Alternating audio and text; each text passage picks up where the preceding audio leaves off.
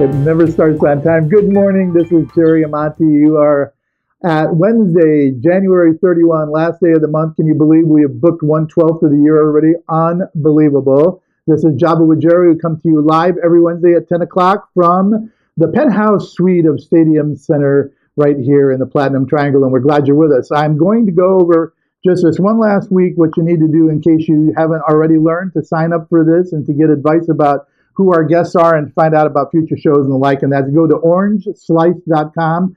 There you can get on our mailing list. You'll get emails in advance telling you who our guests are going to be. You would have known before this morning that Sharon Ellis is going to be here and that we're going to talk about Habitat for Humanity in California. And you'll also have a chance to give us your comments, which we want. We want a dialogue with you. You can also listen to this show afterwards at Orange Slice because the video will be up. And the audio file will be there for those of you that want to hear it as a podcast. You can also find it on Podbean and iTunes. So many ways to enjoy Java with Jerry. Please do correspond with us. We're learning a lot from your comments. We're learning a lot from our technology, and it will get better over the weeks. It's just been a constant challenge, and that's what happens with live shows. So we're going to enjoy the growth with you. Let's talk a little bit about what's on the show today. I told you already in a teaser that I'm having Sharon Ellis from Habitat for Humanity here. We're going to talk about all kinds of things they're doing. I'm going to try to save as much time as I can for her because this half hour seems to go really quickly. We'll do my commentary on national, state, and local stories. I do that for you each time. And then we're going to introduce a new feature this week. This one is You Can't Make This Stuff Up. So for those of you that have been following our features, a brand new one this week. Let's talk a little bit about the news, what has been going on. Let's go national first. So last night, President Trump did his first State of the Union speech, and depending on what ears you were wearing, apparently you heard a very different speech. I thought he did a good job.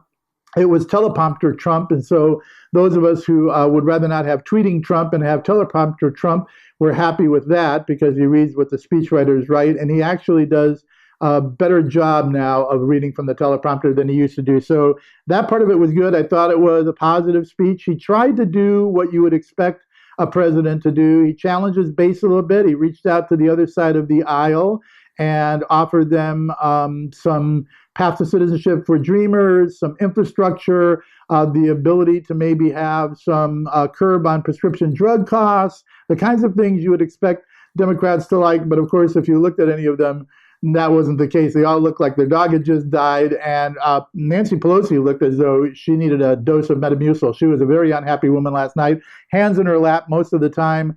Truly did not look like she was listening. But that was his speech. You have to go and catch clips of it if you haven't already.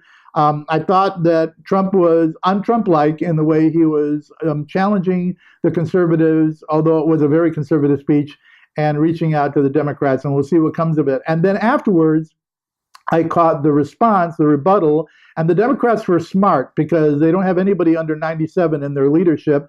They put a young congressman out, Joe Kennedy, who did a marvelous job. He's a great orator. He has that Kennedy charm. He looked good on camera. I know people were giving him a hard time about the lip gloss or whatever it was he had on in the corners of his lips, but they always have to pick on something that the rebuttal speech does. In Rubio's case, it was he drank too much. In this case, there was some kind of chapstick or something on Joe's lips. But Joe did a good job. He was a good orator. He delivered a decent speech. It was a darker speech than I would have expected the Democrats to produce, but he did a very good job and acquitted himself well. So if you haven't caught any of that, I'm sure it's all over the internet. Go find it. Those were very interesting last night.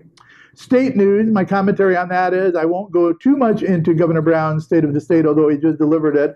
I just want to sort of do a comparison for those of you that paid attention to any of it to Governor Brown 1.0 versus Governor Brown 2.0. Governor Brown 1.0 didn't want a lot of growth and didn't want a lot of infrastructure built in the state and wasn't for any kind of big projects because he wanted the state to shrink up. He wanted it to be a smaller state and to be more environmentally sensitive. Governor Brown 2.0 is interested in big things. He wants water tunnels and he wants high-speed rail and the like.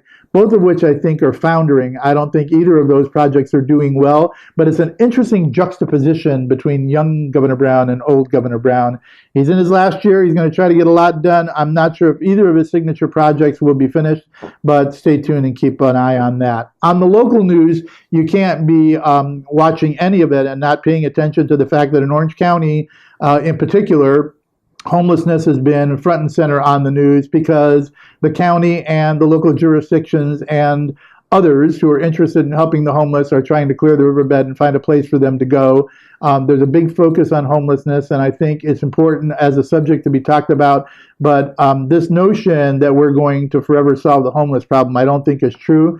And it's not the only housing problem that we have in Orange County, and hence we have Sharon here today to talk about housing that is an opportunity for people who are the working poor to have a chance at a house. And then the other local news story I have to cover, and I do this for my Trojan friends, is the Trojans just cut a big deal on the Coliseum. They're doing $270 million worth of refurbing. They're doing everything. Seats are going to be new. They're putting in luxury boxes. They're going to change concessions. But they also just did a contract with United Airlines, and for the paltry sum of $70 million, which I think lasts about 10 years, United Airlines gets to have naming rights to the Coliseum, so it's now going to be known as the United Airlines Memorial Coliseum. So fly the friendly skies every time you go to the Coliseum. And last, our sports note. I know you're already tuned into this and are going to be paying attention this Sunday. The Eagles versus the Patriots. Tom Brady in all over again. I don't know where all of you are, but I want you to know that if you go look in the Bible, you can find an eagle mentioned like 35 or 40 times. You can't find the mention of one Patriot. So I'm not saying we're God's voting, but I'm voting for the Eagles. Fly, Eagles, fly. So that's the news for Java with Jerry for Wednesday the 31st. I don't know, one more news story, if any of you caught it this morning. I caught it with my dog Connie when we were out walking. Apparently when I was out was prime viewing time for the blue blood red moon. It's blue because it's really close, and no, it's blue because it is the second moon we've had, and because it's really close, it was big, so it was a big blue. And then blood red was because of the coloring that we got, but it was gorgeous to see at sunrise. If you missed it, it'll be back in 150 years. I don't know where you'll be.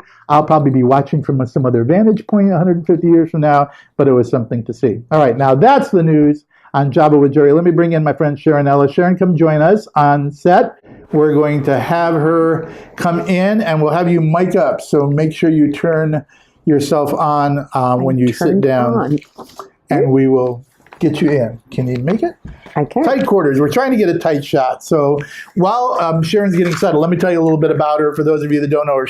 Sharon Ellis joined Habitat for Humanity Orange County in November of 2004 and is responsible for directing the activities of a number of staff and just hundreds and hundreds, maybe thousands of volunteers who work to help income-limited families have an opportunity at housing in Orange County. A truly important program that she operates. She's responsible also for more than just Orange County's efforts. She has Habitat Restores in 2 locations in Anaheim and Santa Ana that give people the opportunity to buy building materials and the like, things that they need for their home.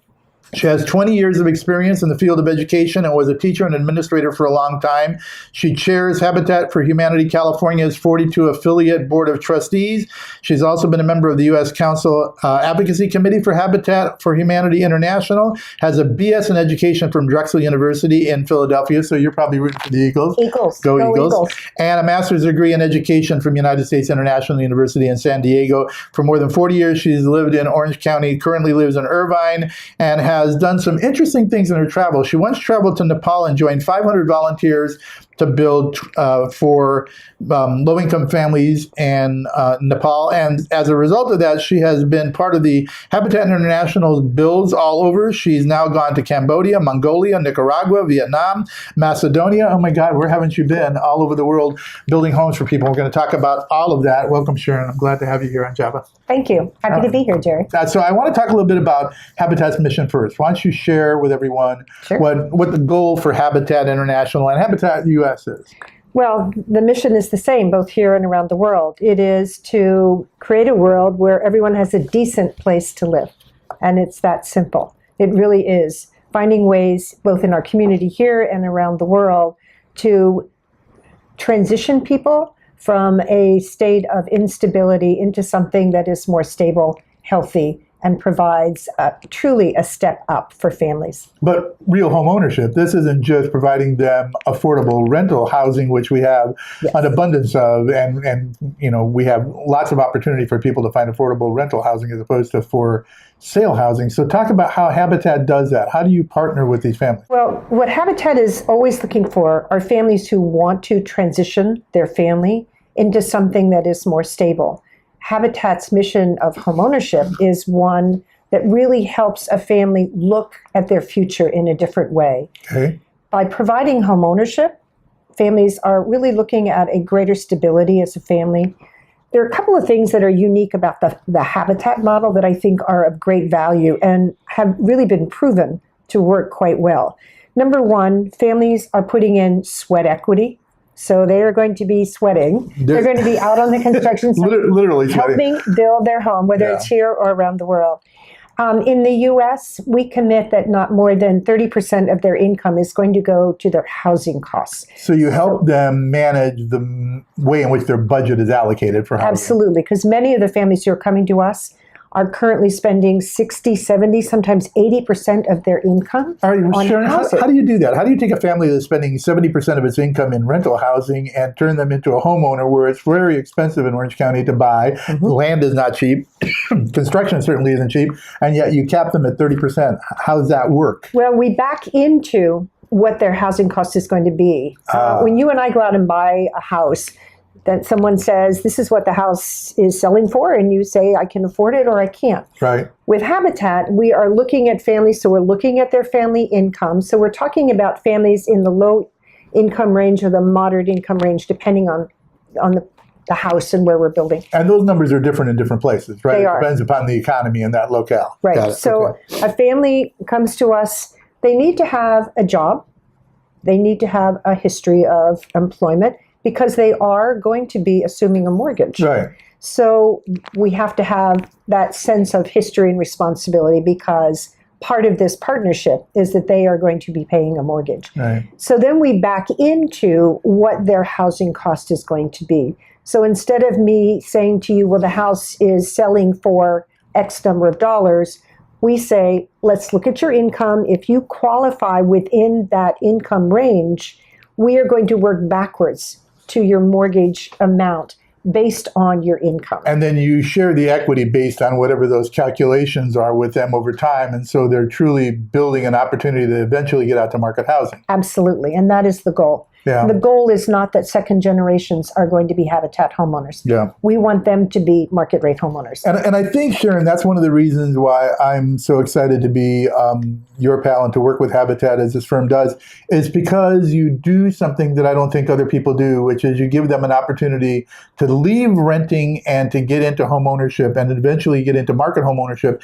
and open that unit up again for another family to come along. So there's this continuum of housing that I think is important for affordable housing. And I think that's what California and frankly other states have not been doing correctly. Folks, we don't do a good job at affordable housing because we don't become partners with those homeowners and teach them how to be homeowners. And you literally teach them how to be homeowners. I mean, they're forced to take classes. Not only do they have to sweat equity, swing a hammer, you make them go to school. We do. We want them to be good homeowners, and we want them to know how to be a good homeowner. So they're in classes that have to do with budgeting, finance, homeowners association, conflict resolution, insurance, things that we think perhaps they haven't really had to be worried about in the past, but are critical for being a homeowner. Yeah. And one of them is actually maintaining a home, because we all know that it's more than just the mortgage. You really have to know how to maintain a home and to continue to upgrade what needs to be taken care of so that that home does not fall into any level of disarray. So let's talk a little bit about Orange County. That's your chapter. I know you're also involved with the other 42, so where you need to transition to California and something carries over, just interrupt and do it. Right. But I want to talk a little bit about what your chapter has done here, how many homes you've built, how many families you've helped, what you're doing now, where you're building, because I think it'd be interesting to our viewers to know just how truly active you are. Well, we've built over 200 homes in Orange County. And one thing I will say very quickly is when a family purchases that home, at some point in the future when they are selling it, they're going to sell it back to Habitat. We have the right of first refusal.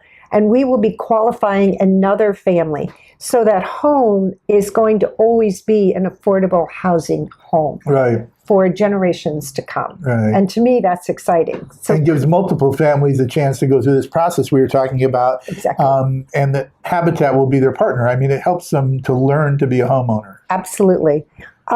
We are building currently in Santa Ana, Tustin, yay Tustin, Thank you. Fullerton, and Placentia. Yeah. And we anticipate an additional agreement with the city here in Orange County to build another 12 houses. That's awesome. Yeah, that's great. And so adding to the 200 that you already built. Yes. Talk a little bit about the restores, because I know that's something that is exciting for not only the homeowners who buy Habitat homes, but for all of you who have a home. So the restores are a home improvement stores. So I can give you a couple of examples why they're a great value. Number one, if you are remodeling your perfectly wonderful kitchen, but you've decided you want a new color, a new look, we have a team that'll come out, pick up that stuff. You've now made a donation to Habitat. It goes to the restore, and someone is purchasing that probably perfectly wonderful kitchen, and they're upgrading their home. All of that revenue is generated and goes back to Habitat to actually serve our mission of building houses in Orange County. And you have 2 stores now. You just moved the Santa Ana store. So talk a little bit about the Anaheim store and then about the move to Santa Ana. We have an Anaheim store that's been open for a couple of years now, and it's a great one. It's on the Catella and Euclid, corner of Catella and Euclid. We just opened a second store in Santa Ana, and it is actually right next door to our Habitat admin offices. Yeah, right along the freeway. And faces out onto the 55 freeway. Yeah. So it's on Ritchie in Santa Ana. And if you're looking for ways to improve your home, it's a great place to come and look at our product. We have amazing things that come in there, either from donations or from companies that are ending one cycle with a producer and now going on to another producer. And so they want to get rid of the old stuff, and we've got new, and it's just an amazing, the things that come in are amazing. Yeah, and by the way, I've been to the Santa Ana Restore because it's so close to your offices, so I got a chance to be there for both ribbon cutting, and I popped in since, and it is amazing what's in there. And you've gotten, I want you to talk a little bit about what happened with a recent show that came to the Anaheim Convention Center and what they did with their materials, because this is an unbelievable story. But you've got things in there all the time that are changing constantly, and they're not all just from someone else's home that they're giving to the Restore. Some of these are brand new things. So talk about the show at the Convention Center and what you were able to negotiate with them, because this is a great story. Last year, True Value was having their national convention, and a lot of their suppliers bring product from wherever they're coming from. Things that they're selling in True Value hardware stores. Yes, right. And they ship them here, and they're not always inclined to want to ship them back. Back to where they came from. We ended up with truckloads of donations out of that, all brand new material. That's and awesome. We just finished emptying out that last truckload. Is that right? That's great. An incredible process. And all of that income goes to help these families that you're talking about. Absolutely. It helps us build more houses. You do more than house a family, though, Sharon. I would like you to share a little bit, because we don't have any of your families here on camera, but you've talked to a million of them. And I've heard them speak at your events about the impact of their family. It goes beyond the fact that they've gotten out of rental housing and they're a homeowner, but the impact it has on kids and on parents. So talk a little bit about that. Wow. There are so many stories that we could tell you that are just amazing. There was one, a young boy named Luis, who he and his mom moved into their home when he was a little over 8, and he was about 9 years old, and they had a little garage sale, and he brought me a donation from that garage sale. It was an envelope, and it had $48.50. Mom had cost off the 50 cents because he'd gotten a popsicle. But across the bottom, in his printing, it said, "So other kids can have a house like mine." Now, that's an amazing thing for a 9-year-old boy. This young man is in his first year of college. He graduated from high school with a 4.2 GPA. Wow. But the cool thing about this young man is that he has brought me a donation every single year. Is that right? Including his senior year in high school, when I know that seniors could be spending their dollars in a lot of different ways. Yeah. And as a freshman in college, he brought me a donation December 16th somewhere around that date, I always know that Luis and his mom are going to show up at my office. And this is not his mom's money. This is his donation. Yeah, because having a house has an impact on him in a way that he remembers. And that's great. He'll probably be a Habitat contributor all the time. I think he understands the transformation that he and his mom experienced moving into a Habitat. And that's the point, right? I mean, these whole families transform. It gives stability to the family in ways in which even the kids' performance in school becomes better. Oh, it's incredible.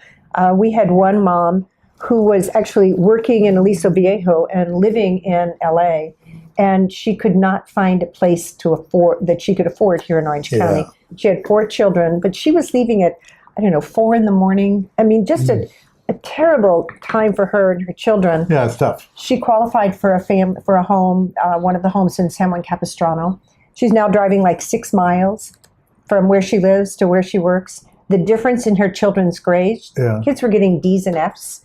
They're now getting A's and B's. Yeah. Well, she's there to help. I mean, she's there to help guide and make sure that they're keeping their nose in the books and that kind of thing. And she's there at the beginning of the day. At the end of the day, she's not leaving at 4 in the morning to get to work. So you're still involved in education. You're just doing it through housing. I do. Every house I look at, I look at through the eyes of children. Talk a little bit about your bills. I talked a little bit about you traveling all over the world. So what do you do when you go to these far-off places? Do you meet other people from other Habitat chapters as well as the locals? Are there local chapters of Habitat in these countries? So there's always a national organization, and sometimes there are chapters like we have in the U.S., but many times it is the local or the national organization that is running what we call global village trips. Got it. Okay.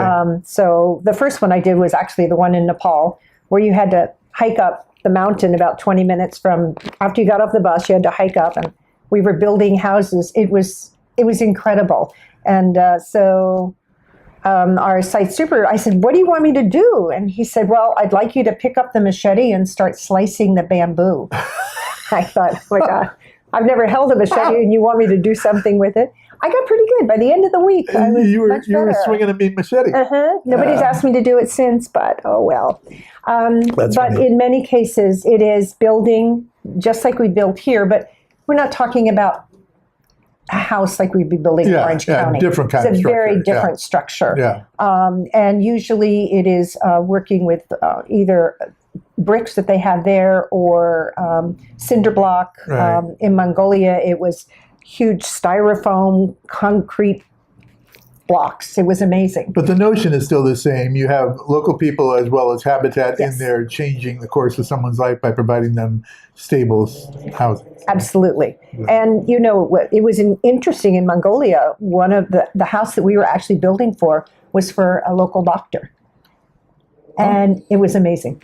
So every place we go, it is a unique story, but you come back with just these incredible Was the local feelings. doctor swinging a hammer? Was he helping, or was he tending to patients? No, he was actually helping build. So do you have to sweat equity if you're overseas as well? I mean, you still require these people to work?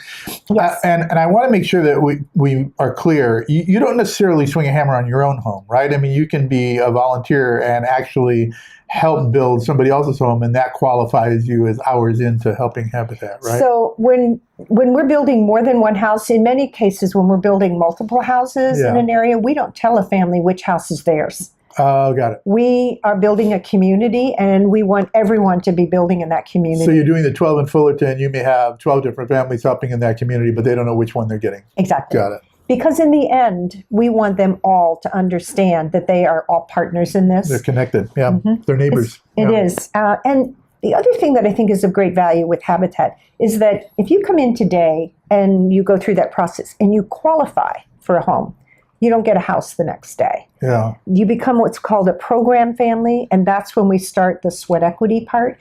And that could be 8, 10, 12 months. So there's a transformation that goes on with these families. And the first time I saw it, I was shocked. But then I saw it almost with every family. They come in the beginning, they're anxious. What have I gotten myself into? What's this all about? Right. And then they begin to grow as they realize that they are building their home. Yeah. Whether it's their home or that community, but they're building a house. And in the end, there is this incredible sense of accomplishment and pride, And not only with the children, the family, but I mean with the parents because they've done it. And but they're with the learning kids. during this time as well. I mean, while they're doing this sweat equity, this is when they're doing their classes and they're learning about finance and about home maintenance and all those things. So it's really a growth for them as an individual. It is, and it's Fun thing to you see. watch it.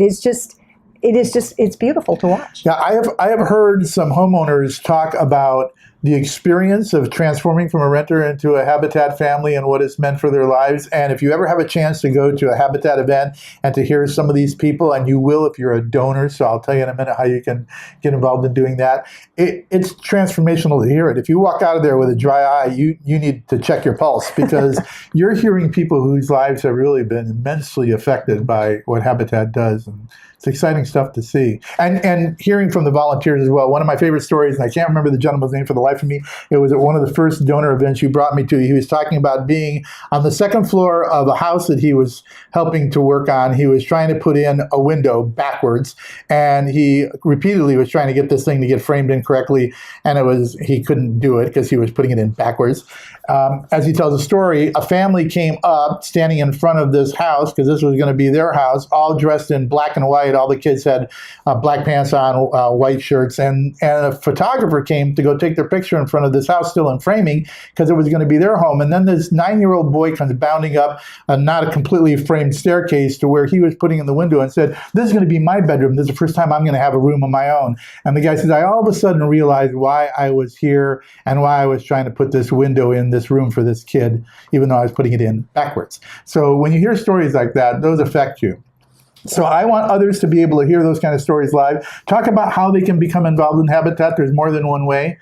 How do you become a donor? How do you swing a hammer? The easiest way is to go to Habitat, www.habitatoc.org. You'll see it here, Habitat, for those of you who are seeing this later. And we have the opportunity for volunteers, not only in the construction site, but in our restore, in our office. A million ways to help. A million ways to help. And certainly being a donor is a significant, of great importance to us. And it's an easy thing to do. You can do it my way. You can be lazy. I put it on a credit card. It comes out every month. It goes automatically to Sharon. She spends it. I don't see it. It's a terrific way to feel connected to a program. So it's easy for you to be a donor. But you can also be a volunteer because you're looking for those as well. And can I just say that even though you don't see that, you see the end result of it. Yeah, you absolutely. See where your money is going because it is building something that will be here for many, many, many years to come. How am I doing on time? Oh my God, how quickly it goes by. Sharon, you and I could talk on a phone booth and have time just go by like this. All right, I'm down to a few minutes, so I have to go to our feature. I don't know if you've got one of these because I gave you late warning on it, but our feature this week, a brand new one, is You Can't Make This Stuff Up. And so I'm going to pick on poor Nancy Pelosi. She's my piñata today, apparently. But she recently gave a speech, and you can't make this stuff up. Thank you, Nancy. She's a treasure. She's like the gift that keeps on giving. Pelosi spoke and said that the tax cut that you're all going to see, hopefully beginning next month in your paychecks, and that businesses are getting that are creating jobs all over, and that everybody's finally excited about, the first tax cut we've had of any significance, let alone tax reform, and there's some of that in there as well, in decades. She said that that tax cut is a brazen theft from the government. So that money you're getting back, your own money in your own paycheck, you're brazenly stealing from the government. You can't make this stuff up. Thank you, Nancy. So that's our story. Do you have one? I don't know that I can top that. I don't know that anybody can top that one. I want to remind you that our contest is still going on. Sharon, you get to take your Java with Jerry cup home because every guest gets one. So that's your gift, a parting gift for you. We're working on how you can all get these, but there's a contest where you can qualify for one, and that's for our feature that we did last week, Dumb Criminal of the Week. If you have a Dumb Criminal of the Week story, you think you've got a particularly good one, I've got a few that people are submitting. Submit them. Our staff will get them. We will throw you in the pile if you go on air with your Dumb Criminal of the Week story, and somebody will win one of these cups. We'll do a drawing a couple times a year. So get your stories in. Don't forget to go to Orange Slice to sign up so you can learn what's going on. Next week's guest will be Chris Reese from Cal State Fullerton. Chris is going to talk about extended education programs he's engaged in, some of the things he does at the university, what's going on there in all of their great schools, including the Mahalo School of Business, which is really a state-of-the-art school. We want you to tune in next Wednesday, catch him. Always, you can catch us on Orange Slice and pick up the podcast if you want to hear it while you're in the gym. Don't forget to have a great week, do good work, make good decisions, and we'll see you next week on Java with Jerry.